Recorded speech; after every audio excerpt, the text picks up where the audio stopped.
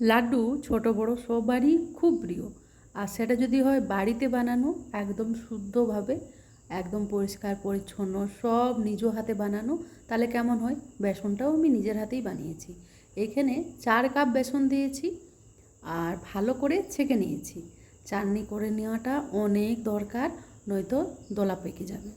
এবারে শুকনো একটা খোলায় ভালো গনগনা করে গরম করে সেই বেসন দিয়ে নাড়তেই থাকতে হবে, একটু ছাড়লে চলবে না।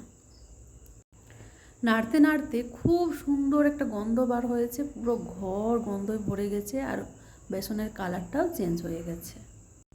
বেসনটা থালের মধ্যে ঢেলে দিয়েছি, ওই কড়াইয়ে অল্প করে জল দিয়ে দিয়েছি আর পরিমাণ মতো গুড় দিয়েছি।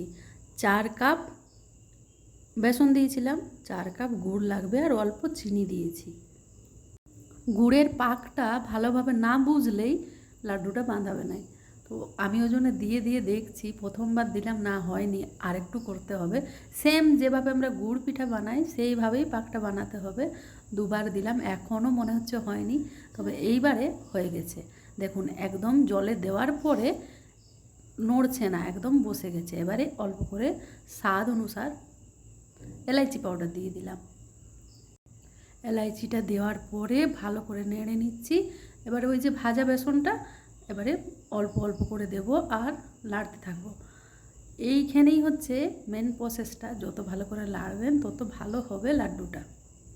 মহারাষ্ট্রে যে কোনো অনুষ্ঠানে অন্যান্য লাড্ডু থাকলেও এই যে বেসনের লাড্ডুটা থাকবেই। তো এইখান থেকেই শেখা।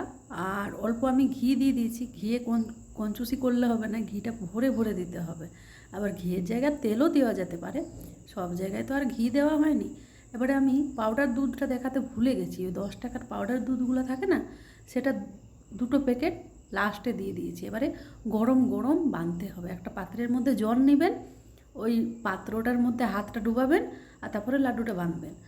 আর বাঁধার সময় খুব ঘিটা হাতের মধ্যে চলে আসবে, দেখবেন টপকে টপকে পড়ছে ঘিটা, তখন জানবেন একদম পারফেক্ট লাড্ডুটা হয়েছে। এই লাড্ডুটা অনায়াসে 15 দিন রাখতে পারবেন, তার বেশি রাখা যায় না। প্রথমবার যখন বেসনের লাড্ডু বানাবেন অল্প করে বানাবেন, তারপরে বানাতে বানাতে একদম পারফেক্ট চলে আসবে। আমিও প্রথমবার যখন বানিয়েছিলাম খুব একটা ভালো হয়েছিল না, তবে এই লাড্ডুটা বানানোর পরে সবাই তারিফ করেছিল, যারাকে দিয়েছিলাম আর কি। আমি দুর্গাপূজা উপলক্ষে এই বেসনের লাড্ডুটা বানিয়েছিলাম। আর মাঝে মধ্যেই বানানো হয়, তবে খুব কম হয়। আর পূজা পার্বণে তো আমাদের বাঙালিদের মিষ্টিটা চাই, আর এইখানে খুব একটা রসগোল্লাটা পাওয়া যায় না। ভাবলাম এইখানের ফেমাসই বানাই, আর আমি বেসনটা ঘরেই বানাই, তো আরও সুস্বাদু হয়েছিল। সোনাই সোহাগা, যেহেতু একদম সবগুলো পিওর। কেমন লাগলো ভিডিওটা অবশ্যই জানাবেন। দেখা হচ্ছে খুব তাড়াতাড়ি অন্য কোনো ভিডিওতে। আর দেখুন লাড্ডু বাঁধার পরে হাতে আর থালায় কত ঘি বার হয়েছে। আর সবাইকে ভালো করে লাড্ডু বানিয়ে খাও। অনেক অনেক অনেক অনেক অনেক ভালো থাকো সবাই, টাটা।